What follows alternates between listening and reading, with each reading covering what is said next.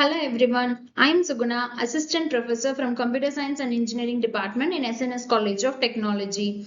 So, welcome to today's session on MongoDB collections and documents. In this video, we will understand how MongoDB stores data in a flexible and modern way.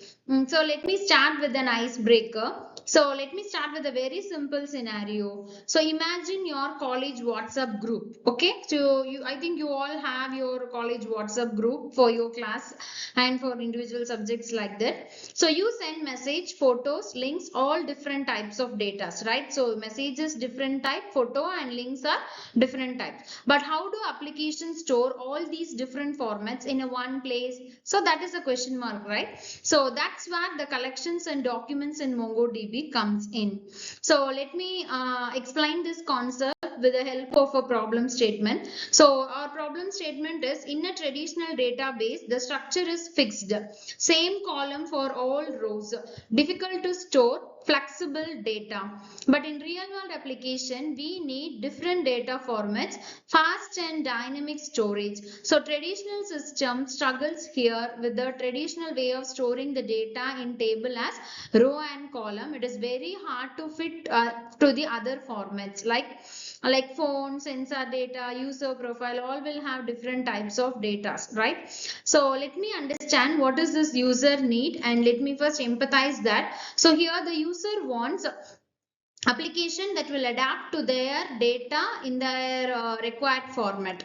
So the developer will have the difficulty in rigid database schemas. There is a face very difficulties in maintaining these schemas. Schemas nothing but the structure of database. So the flexibility becomes very important at this point of view. So let us first understand what is the challenges here. So data varies from user to user, format to format. Not all the records have the same fields. It is very hard to modify the structure in future. So how do we solve this? So let me produce some ideas to solve this problem. So let us evaluate the solution for this given problem. So when we use SQL table, there will be a fixed row and column, which is again not suitable for this problem. When we go for files or JavaScript object notation, which is JSON-like format, it is not efficient for a large scale database. Again, this cannot be used for this given problem statement. Then what can be the solution for this? The only solution is our MongoDB, which is flexible and scalable. So our final decision for producing this solution to this given problem statement is using a MongoDB collections and document.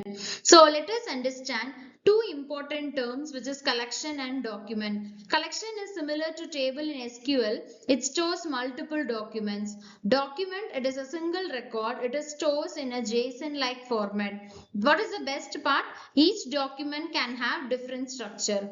Now let's see how this works in practice. We create a database, we insert the data, we retrieve it, and we will observe that flexibility. So how to insert the data means, we insert data into a collection called users.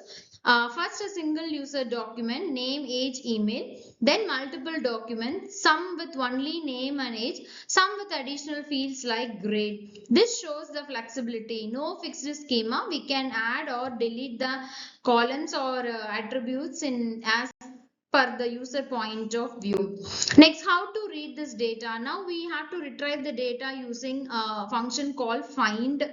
We can also improve the store complex data like arrays, nested object, and for example, arrays can be a skills, nested object can be address with the city and pin code. So this is where the MongoDB plays a vital role, and the MongoDB is considered to be a very powerful tool.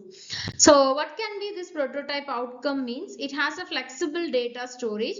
It is very easy to modify the structure, and it is very efficient handling of the real world application. Whatever the application, the MongoDB can have the capability and additional features of handling those difficulties and to make that application in an efficient way.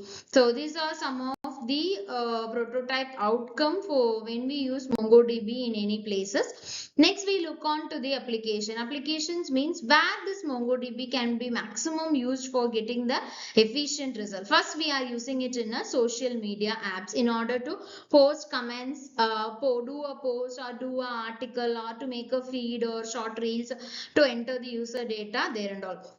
Next goes for the e-commerce where the product with different specification comes into a role. Next, in the student or employee database, that is different student and employee records are needed to be maintained over there. And next is the chat application, message, media and metadata. You know metadata is the data is about that data. So after implementation, we need to test. So how to test that? You have to insert the data, you have to do some data retrieval, and we have to look for the structure flexibility. So I hope you understand this concept of like collections and indexing. So let me give you a hands-on task. Okay, so this is your term. Just try this task. You create a collection called student. Insert two normal documents. One document with an extra field in order to fetch all the data. So you will get a bonus when you add a nested object like address. Okay, you just try this concept in order to understand this concept collections in a more depth way. Okay, so I am to conclude this. Collection will store data, documents will represent the record, MongoDB will provide the flexibility and scalability. So thank you for watching, and I hope you understand about the collections of MongoDB collection with the real-time example in this lecture video, which can be very useful to you, I think. So thank you all for watching this. Thank you once again.